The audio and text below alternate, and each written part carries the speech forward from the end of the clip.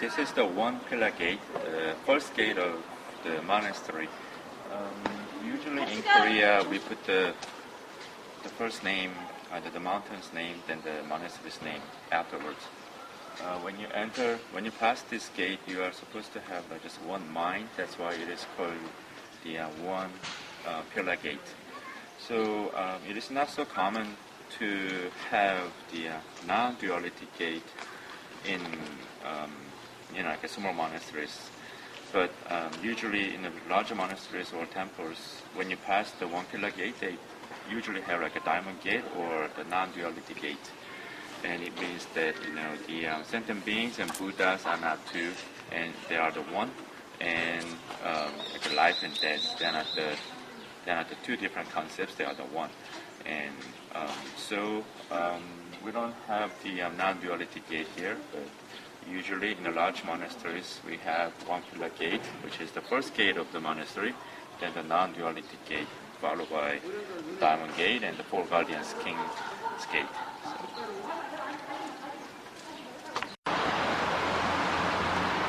This is the Katu Mahajraka gate. Literally means four guardian kings gate. So usually this is the second or third gate to the monastery after one pillar gate and the non-duality gate, or sometimes the diamond gate. In this gate there are four heavenly guardian kings who protect the Dharma and the Dharma practitioners, and also the Buddha and the Bodhisattvas. So they've made a vow to the Buddha and to protect all the Dharma practitioners. So why don't you just take a look inside.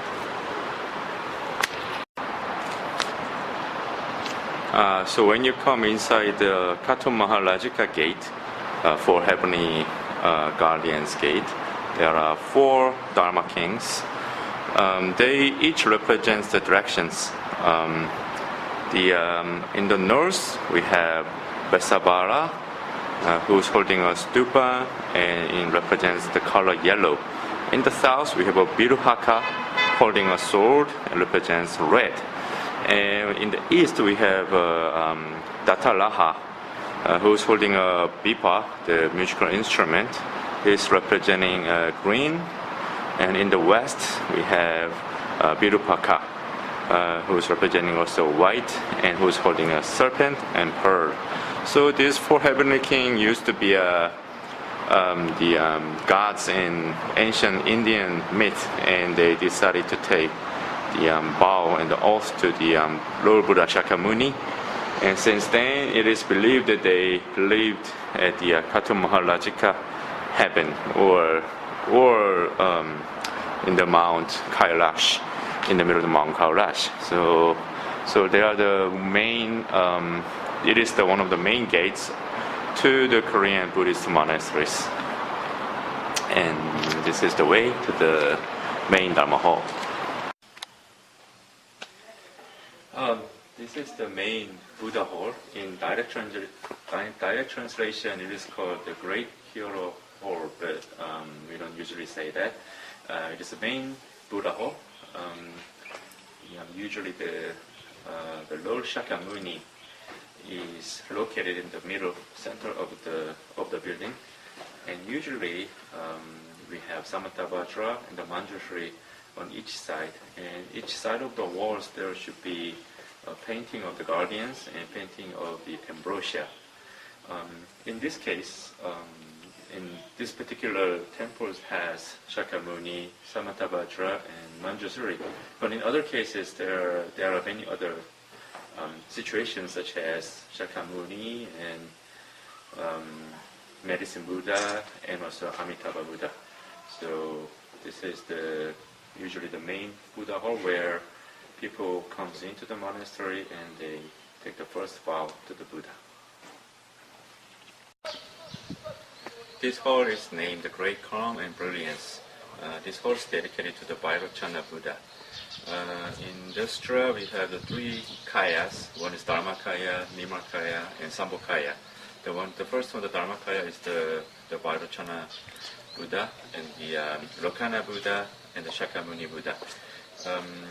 The Vairochana Buddha is not a historical Buddha, just like the Lord Shakyamuni, and it is the Dharma itself that we just name the Dharma itself, Dharmakaya, as the name of the Vairochana Buddha. In Tibet, it is named after like a Dorje Chang, the Vajradhara, but in Korea and in Japan we use the term Vairochana. So it is very important concept to understand three kayas through this the whole of great rim and brilliance. This is Arhat's hall. Usually in Korean it is called Nahanjan or Ungjinjan, or even sometimes it is called Yongsanjan. Especially it is they express the scenery of Buddha was giving a teaching, especially on the lotus tree on the mountain Buddharatuka. And usually insurance 16 arhats along with the Shakyamuni and Mahakashapa and Ananda. In China, usually they have 18 arhats. So usually this building is dedicated to those arhats, usually 16, 18, or even 500, or even 1,200.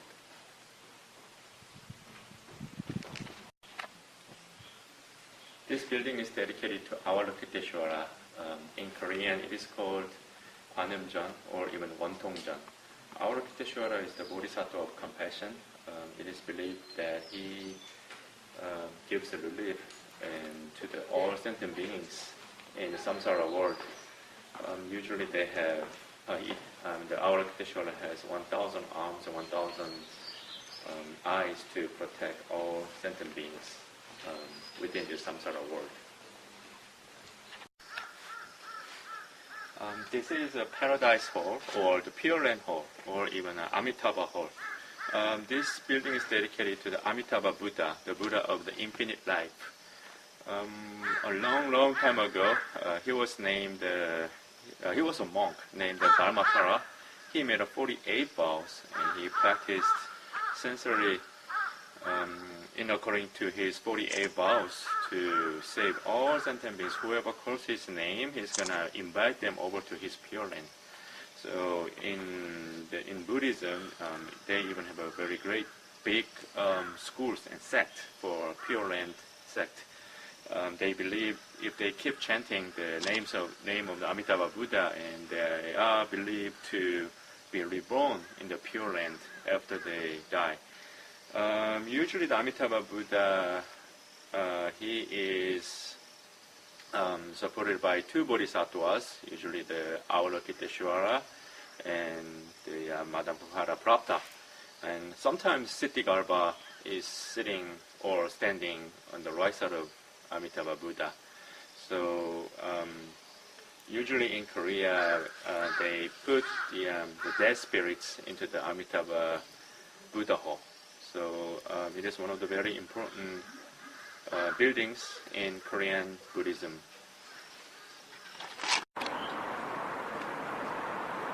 This building is dedicated to Vaisajaguru Buddha. In English it is called the Medicine Buddha. In Korean it is called Yaksayarebu. And also in Tibetan it is called Sangyamena. This Buddha had made about 12 vows to help all sentient beings in their health and physical illness. So he is known as you can see in the name, Medicine Buddha. His main vow is to heal and make them get well, better. So he is worshipped by many different like medical patients, and also he's the one who's gonna look after you in birth, aging, illness, and also in death. He took the vow when he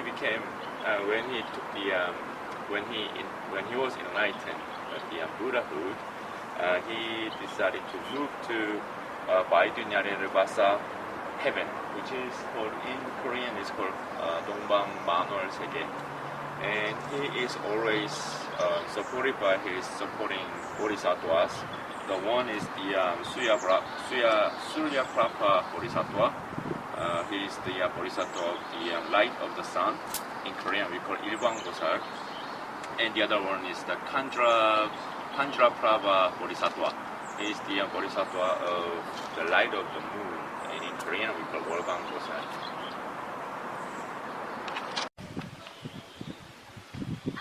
Hi, this is Bomjong, which is called the Dharma Bell.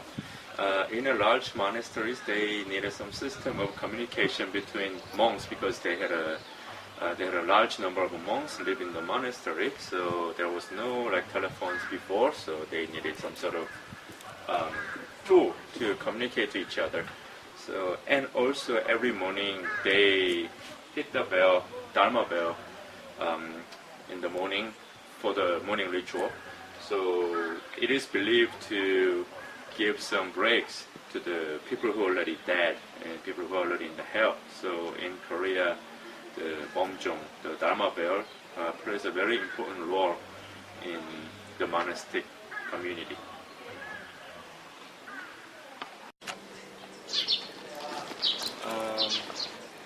In this area, it has all major instruments of Korean Buddhist rituals. Over there we have a big Dharma drums. It is for all the sentient beings on the earth, and it is very important tool in the morning rituals. On this side we have the cloud-shaped plate, and it is for all sentient beings in the air, such as birds. And we have the wooden fish. It is for all sentient beings in the water, like fish.